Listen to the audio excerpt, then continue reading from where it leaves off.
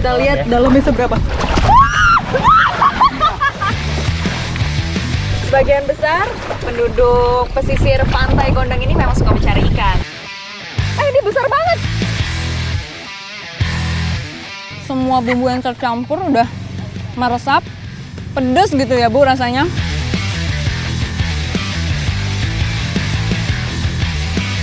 Menyusuri sungai sambil membawa jerigen seperti ini sudah menjadi cara tercepat.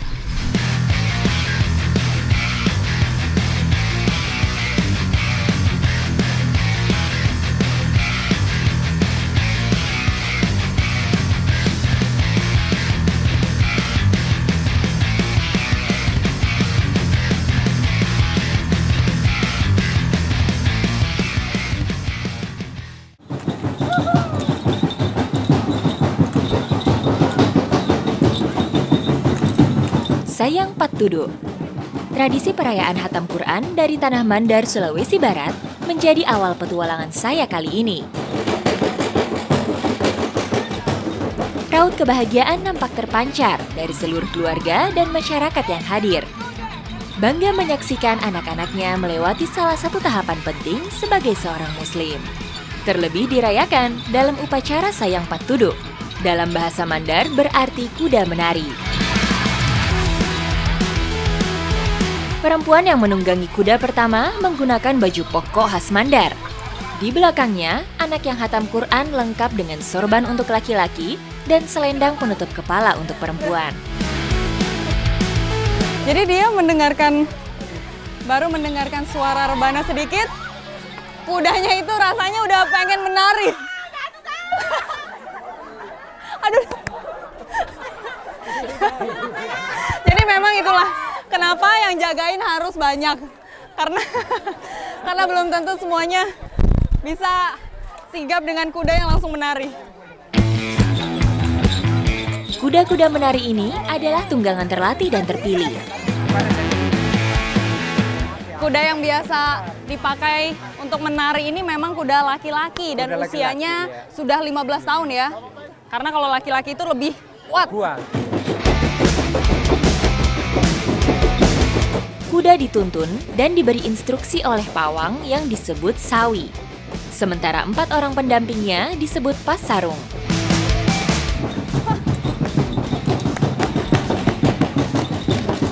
Kuda yang dipakai juga banyak sekali menggunakan hiasan dan aksesoris.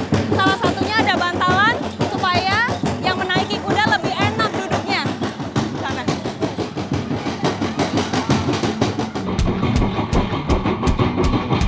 Suara gemerincing dari hiasan berpadu dengan hentakan kaki dan tabuhan rebana semakin menambah semangat kuda. Abang, saya boleh nyobain juga nggak? Boleh. Boleh? Asik. Saya dapat kesempatan naikin kudanya.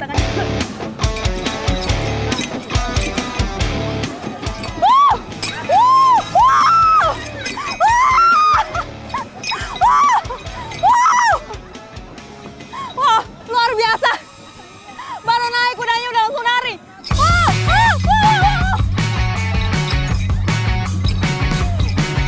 Aduh.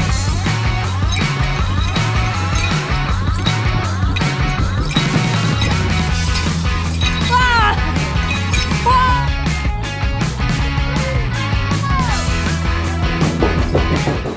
Makin kencang suara rebananya, kudanya semakin semangat untuk menari. Wow. Wow. Oke. Bagi saya sungguh menyenangkan sekaligus menegangkan, karena bisa merasakan menunggangi kuda yang pandai menari. Sayang Pattudo atau kuda menari ini yang bisa benar-benar mengontrol itu hanya yang punya kudanya.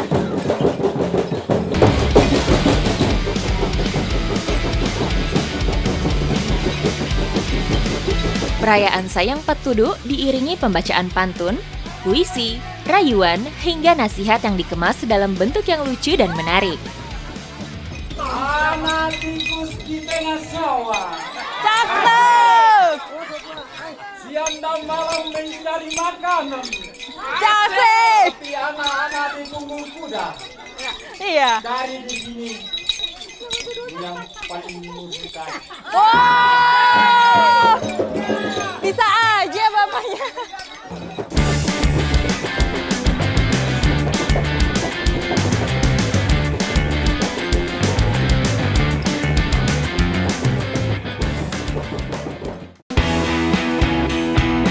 Selesai menunggangi sayang patudu, rangkaian hatam Quran masuk ke proses selanjutnya, yaitu mendapatkan doa dan petuah dari orang tua.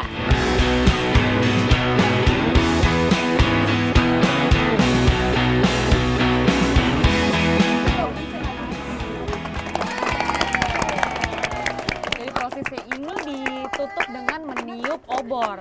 Nah, itu tujuannya supaya dia bisa membuka lembaran baru dan yang meniup juga harus laki-laki. Rangkaian acara kemudian ditutup dengan menyantap sajian yang sudah disiapkan.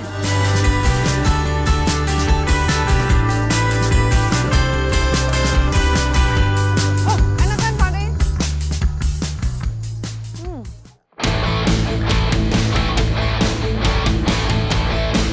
Peran kuda bagi masyarakat Mandar tidak hanya dalam perayaan saja, namun sudah sejak lama melekat dalam kesehariannya. Salah satunya, kuda dimanfaatkan untuk mengangkut benda-benda berat yang tidak sanggup dilakukan oleh manusia. Masyarakat di Desa Pusui Barat menyebut kuda pateke atau kuda angkut. Luar biasa. Memang kayu-kayu di kebun warga ini biasa dibawa menggunakan kuda. Karena terlihat kayunya sangat berat sekali dan jalur yang dilewati juga memang susah untuk ada transportasi lain yang masuk. Jadi memang cuma bisa kuda saja. Sejak pagi hari, kuda pateke sudah bekerja membantu tuannya, mengangkut batang kayu dari lokasi yang jauh dari kampung. Jenis kayu yang dibawa yaitu kayu jati, dengan bobot hingga lebih dari 50 kg. Satu kuda bisa membawa 2 hingga 4 balok sekaligus. Artinya, kuda pateke mampu membawa beban hingga ratusan kilogram. Cara menaikkan kayunya ke atas kuda ini memang harus dibantu oleh 3 orang. Karena bebannya cukup berat ya Pak. Selesai diikat, kini kuda pateke siap memindahkan balok-balok kayu ini melewati jalanan yang curam dan sulit.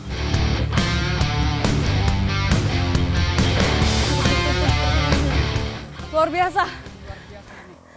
Weh, waduh, kudanya itu lari dari bawah sampai ke atas ini. Jalanan menurun sedikit membantu langkah kuda-kuda ini menuju desa tempat kayu-kayu ini akan diolah. Kuda-kuda ini terbiasa bolak-balik. Jadi setelah sampai di desa, mereka balik lagi untuk ngangkutin kayu. Dalam sehari bisa 5 kali bolak-balik.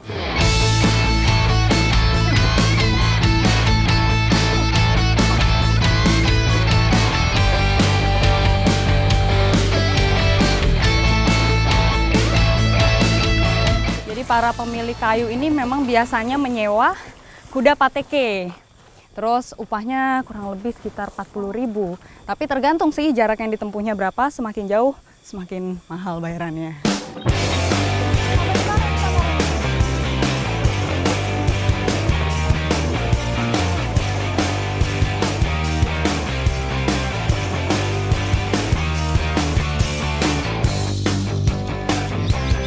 Ditaruh di sini. Cukup banyak ya.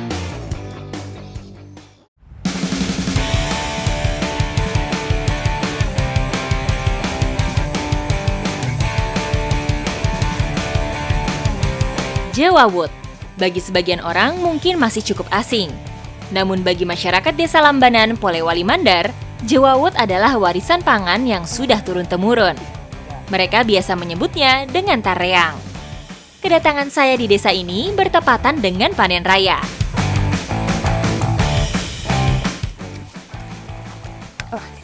Tumbuhan berbiji monokotil ini memang sudah jarang ditemui. Dan di Sulbar hanya ada 3 desa yang membudidayakannya. Nih saya beruntung nih bisa ikut panen bersama petani-petani yang lain. Ikuti jejak saya, jejak petualang.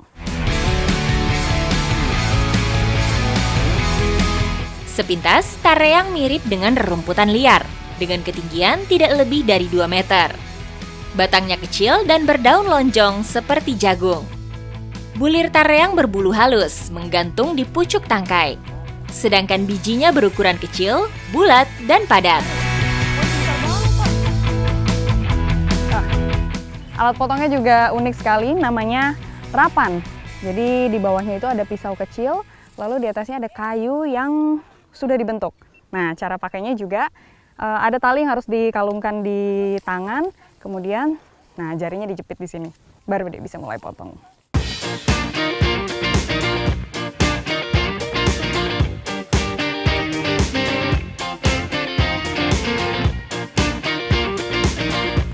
Dan yang bisa dipetik juga warnanya yang sudah kekuningan seperti ini, ya Pak ya. Artinya ini sudah matang, berarti udah siap untuk dipetik. Terus bentuknya juga nih sangat kecil banget, mirip seperti gandum, tapi ini lebih kecil lagi.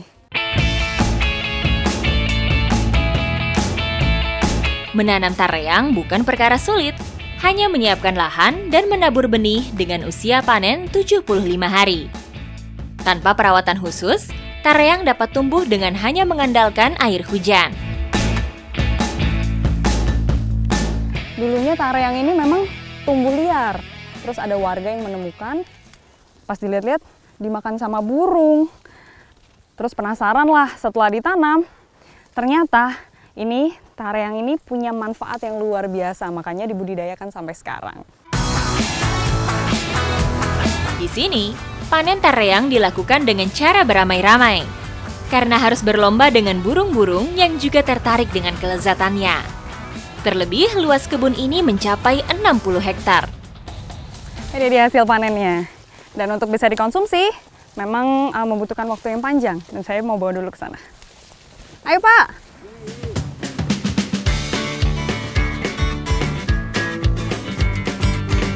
Nah, ini dia yang sudah mengering. Dari bentuknya aja beda ya, dia udah tua dan udah meliuk-meliuk seperti ini. Proses penjemurannya juga 2-3 hari.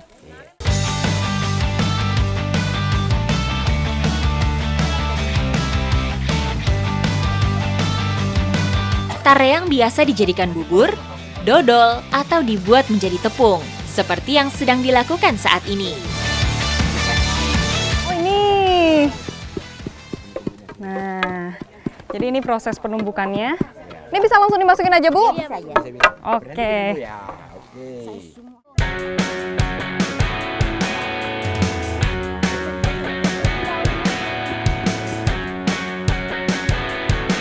Bu, ini bikin kudapan apa? Jepa. Oh, ini ya. Nah, tadi kalau misalnya sudah ditumbuk lama-lama akan menjadi ini seperti tepung halus seperti ini. Nah, kalau misalnya udah halus seperti ini udah bisa langsung dicampurin ya, Bu? Campur ya bisa. Campurannya apa aja? Kelapa dengan pepaya. Kelapa dengan pepaya. Wah, ternyata udah jadi nih campuran kelapa dan juga pepayanya. Jepa dimasak menggunakan wajan khusus yang terbuat dari tanah liat dan sudah dipanaskan sebelumnya. Banyak yang menyebutnya sebagai pizza mandar karena bentuknya yang bulat pipi. Jadi jepa ini memang bentuknya mirip seperti serabi. Cuma dia lebih pipih.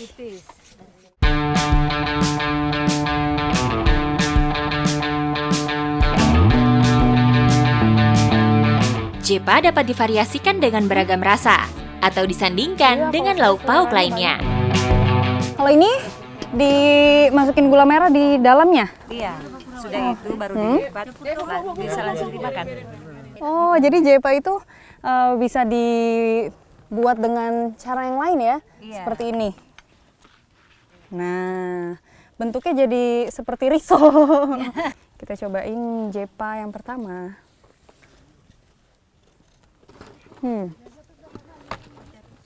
Ini rasanya seperti kue putu karena dalamnya ada gula. Dan dari jepanya ini sendiri, teksturnya memang kasar, Karena ada kelapanya kan Bu ya? Ya, ada kelapa. Tapi enak banget loh ini dimakan. Luar biasa. Tareyang memang bisa diolah menjadi apa saja. Salah satunya ini dia, jepa. Dan bisa menjadi makanan alternatif pada saat musim paceklik. Terus bisa disajikan juga untuk acara-acara besar karena makanannya cukup unik memang. Bu, saya bantu masukin gulanya ya. Iya, ini tuh.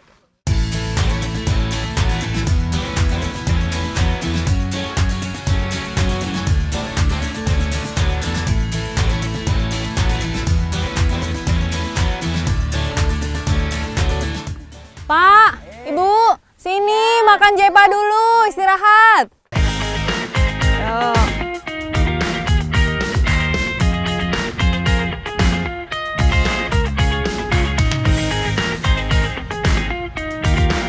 Serat tareyang lebih tinggi dibandingkan dengan beras putih atau merah. Kandungan vitamin B dan C-nya juga relatif tinggi.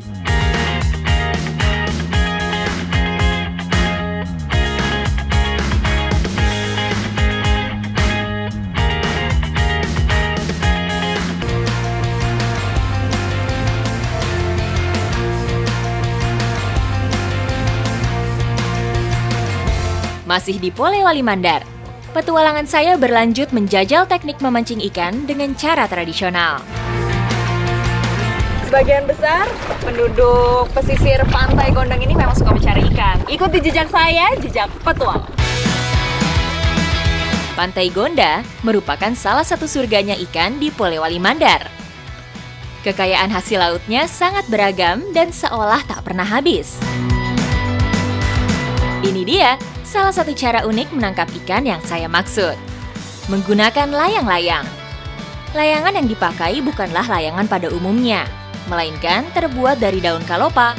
Bentuknya hampir mirip seperti daun pohon sukun. Sementara alat pancing yang digunakan terbuat dari bambu, lengkap dengan senarnya. Abang, oh iya itu udah dapat ikannya. Aduh, ikannya mama. Saya langsung turun aja ya Bang ini. Ya. Kita lihat dalamnya seberapa.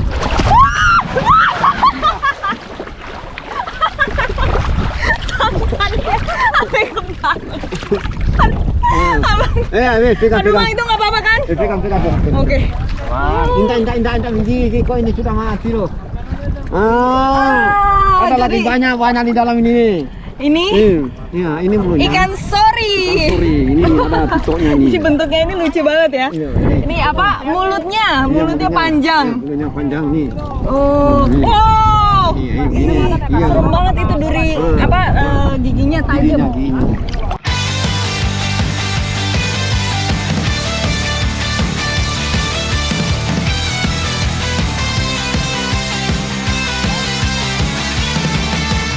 Nah, kenapa pakai daun kalopa? Karena dia itu lebih ringan dan mudah terbang. Betul. Terus ini, tulang daunnya itu lebih kokoh, jadi nggak gampang rusak.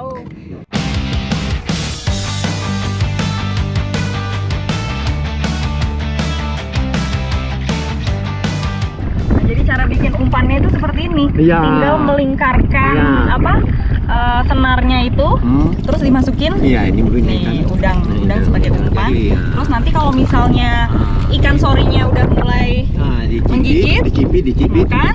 Nah, ini akan ketarik dengan sendirinya. Semakin dia berjalan, Baru ditarik. semakin dia banyak gerak. Nah, ini akan ketarik dengan sendirinya. Makin tak bisa lepas. Dia nggak akan bisa lepas dari perangkap ini. Nah, ini.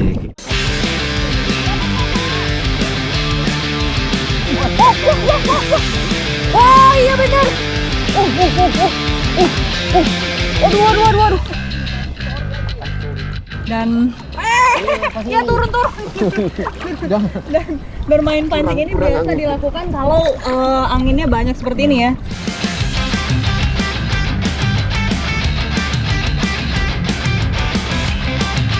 Dan bedanya dengan memancing ikan biasa, kalau kita pakai layangan ini tuh bisa menangkap ikan-ikan yang ada di permukaan seperti ikan sori.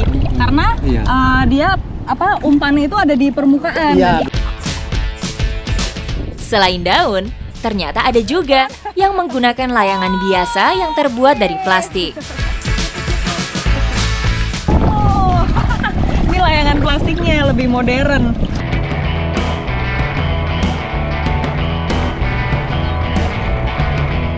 cara mengetahui kalau kita sudah dapat ikan itu tinggal dilihat dari permukaan airnya saja.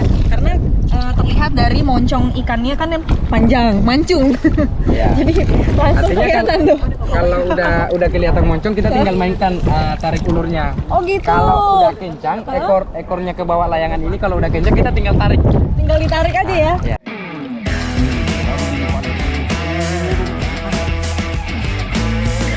Ikan sori biasa hidup di perairan teluk atau muara. Ikan dari keluarga Belonidae ini memiliki mulut panjang bergigi tajam. Saat memakan umpan, paruhnya akan menjerat tali umpan. Kita harus berhati-hati sama ini moncongnya.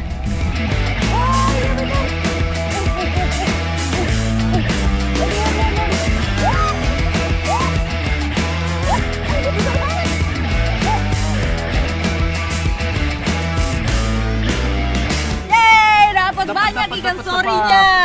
Ikan sori. Ini karena anginnya sudah semakin hilang, jadi kita harus kembali ke kapal. Lihat ikannya. Nah, habis ini saya mau langsung olah ikan sori menjadi sesuatu yang luar biasa.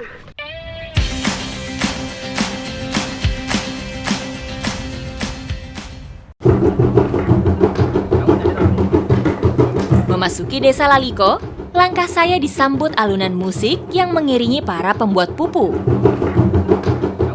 Ikan hasil tangkapan kita tadi mau dibikin kudapan khas Sulawesi Barat.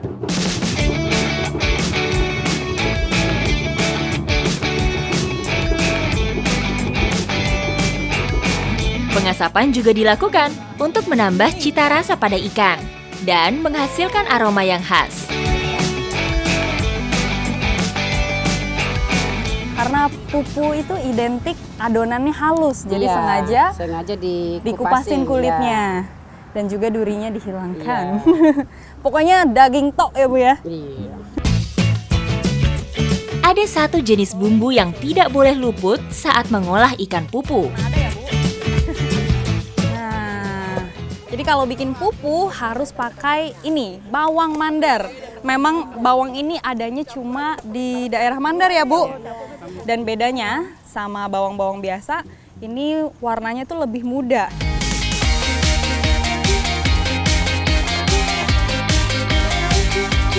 Wah, ini dia ikan kloter kedua. Ini bukan cuma ikan sori, ada ikan apa? Tuna. Turingan, ikan tuna. Ikan tuna, turingan. Ayo kita kulitin, kupasin lagi Bu. Pupu merupakan salah satu hidangan wajib saat acara hajatan masyarakat Mandar. Sekarang ikan-ikannya udah bisa ditumbuk. Ini saya mau langsung tumbuk di sana.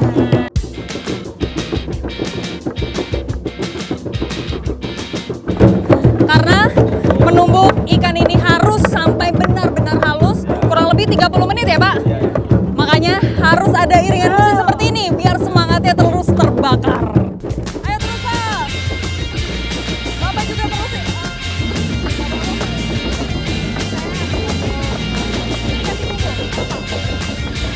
Campur bumbu dulu di sana ya Bu. Pupu juga dicampur dengan parutan kelapa dan beras ketan supaya bentuknya lebih padat dan mudah dibentuk. Katanya bisa langsung dicobain, jadi saya mau langsung cobain dulu. Gimana? Enak gak atau asin atau tawar? Asin. Asin. Asin Bu. Asin. Enaknya ditambahin apa lagi ya Bu? Oh ini udah pas.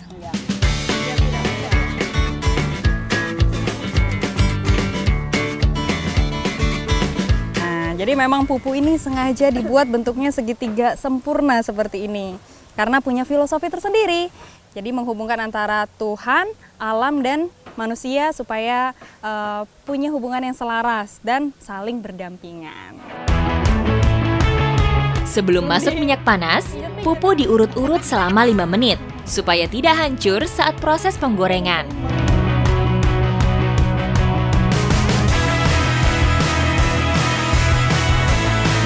Indikator kematangan pupu ini terlihat dari warnanya.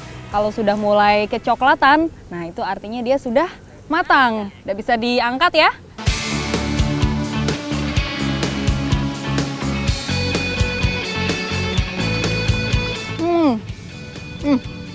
Dan ini semua bumbu yang tercampur udah meresap, pedes gitu ya Bu rasanya. Pas di lidah.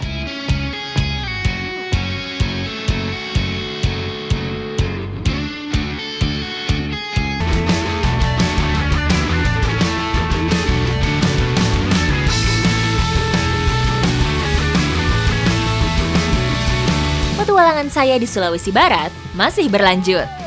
Tepatnya di Kecamatan Tinambung. Aktivitas warga desa Saipa Batu setiap harinya memang seperti ini nih, mencari air di sungai. Dan kita harus menempuh perjalanan kurang lebih 3 kilo untuk menuju ke sungai. Ikuti jejak saya, jejak petualang. Ayo. Aktivitas mencari air dilakukan sejak pagi hari. Selain jarak ke sumber air cukup jauh, warga juga harus beradu cepat untuk menghindari matahari yang semakin terik. Sungai sudah di depan mata. Tapi saya istirahat dulu sebentar. Ibu. Tunggu sebentar, Ibu.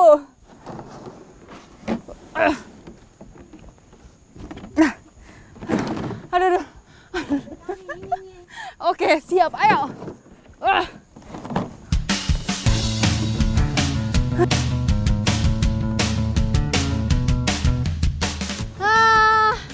Itu dia sungainya.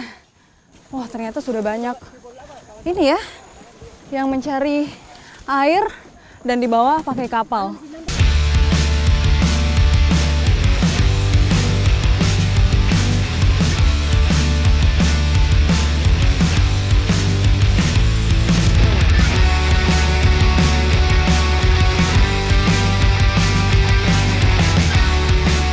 Dari jam berapa ini, Pak? Dari pagi. Dari pagi-pagi sekali.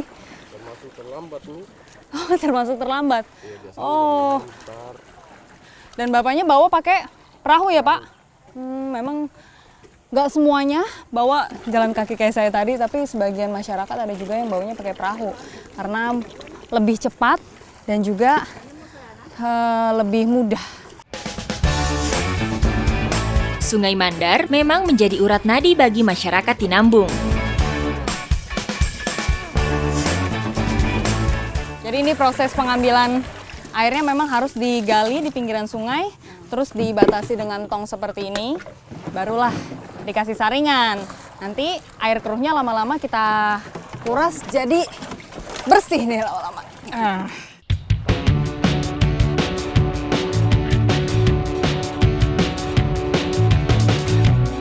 Kualitas air galian memang cukup baik dibanding air sungai. Jadi memang sengaja ngambil airnya di pinggiran sungai yang tertimbun pasir.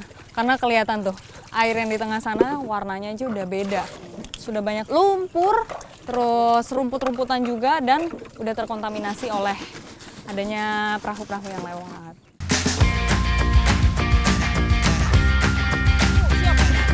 Siap laksanakan. Ini kalau saya lihat-lihat, dari tadi dirigennya udah ada namanya ya, ikon. Yang itu Kurnia. Jadi memang nama-nama itu nama-nama pemesannya. Dan memang sebagian besar air-air yang diambil ini tidak hanya dikonsumsi sendiri, tapi bisa untuk dijual. Harganya berapa, Bu? Per jerigen? 3.000. 3.000 sampai 2.000? 3.2.000. Oh, 3.2.000. Murah. 3 jerigen ini Rp2.000.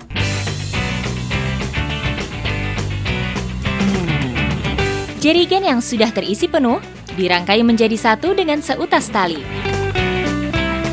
Kami pun siap untuk mengarungi sungai membawa ratusan jerigen. Menyusuri sungai sambil membawa jerigen seperti ini sudah menjadi cara tercepat. Kalau lewat darat tadi kan, aduh, bisa setengah mati nanti kita ya bawanya. Membawa jerigen berisi air melalui sungai tentu lebih cepat dibandingkan lewat darat. Jarak 2 km hanya ditempuh dengan waktu 30 menit saja. Ternyata banyak juga yang dilakukan di sepanjang sungai ini. Dan di sana ada juga yang menambang pasir. Ada yang ngambil air, ngambil batu, ngambil pasir.